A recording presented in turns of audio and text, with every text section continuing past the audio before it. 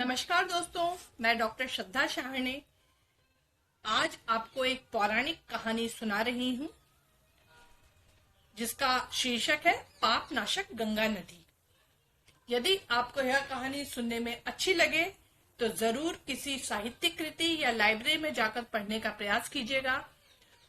और आपसे यह भी निवेदन है कि मेरे चैनल को सब्सक्राइब करें, कहानियों को अपने मित्रों को शेयर करें और कहानी के अच्छे या बुरे लगने पर अपने रिव्यूज कमेंट बॉक्स में जरूर डालिएगा। एक बार शिव जी अपने निवास स्थान कैलाश पर्वत पर ध्यान मग्न बैठे थे। साथ ही माता पार्वती भी ध्यान में मग्न थी। शिव और शक्ति का यह सुंदर स्वरूप एक साथ बहुत सुंदर लग रहा था। एक तरफ जहां भगवान शिव शंकर और महादेवी ध्यान मग्न थे, वही शिव जी के परम भक्त नंदी जी अपने प्रभु और माता की शोभा को निहार रहे थे।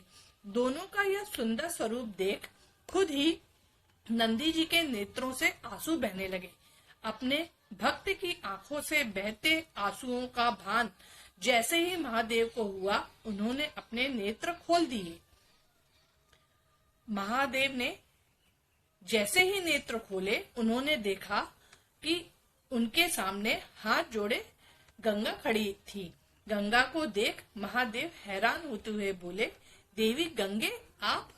महादेव के वचन सुन गंगा बोली, हे आदि पुरुष, आपके रूप को देखकर मैं आप पर मोहित हो गई हूँ। कृपा कर मुझे पत्नी रूप में स्वीकार करें।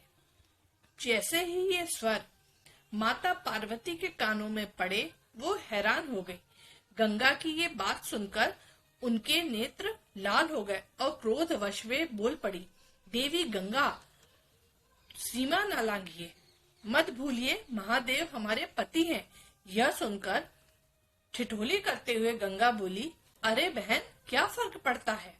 वैसे भी भले ही तुम महादेव की पत्नी हो, फिर भी देवाधिदेव महादेव सिर पर तो मुझे ही धारण करते हैं।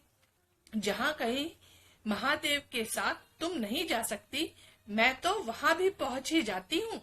गंगा की ये बातें सुनकर माता पार्वती जी के क्रोध का ठिकाना न रहा।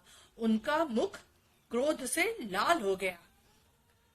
पार्वती जी ने गंगा को श्राप देते हुए कहा, गंगे, तुमने मेरी बहन होने की सीमा लांघी है। मैं तुम्हें श्राप देती हूँ, तुम में मृत देह बहेंगी। जग जन के पाप धोते धोते तुम मैली हो जाओगी और तुम्हारा ये अहम तोड़ते हुए तुम्हारा रंग भी काला पड़ जाएगा। गंगा यह सुनते ही महादेव और महादेवी के चरणों में गिर गई। वो अपनी भूल समझ गई तथा महादेव और पार्वती से क्षमा याचना की।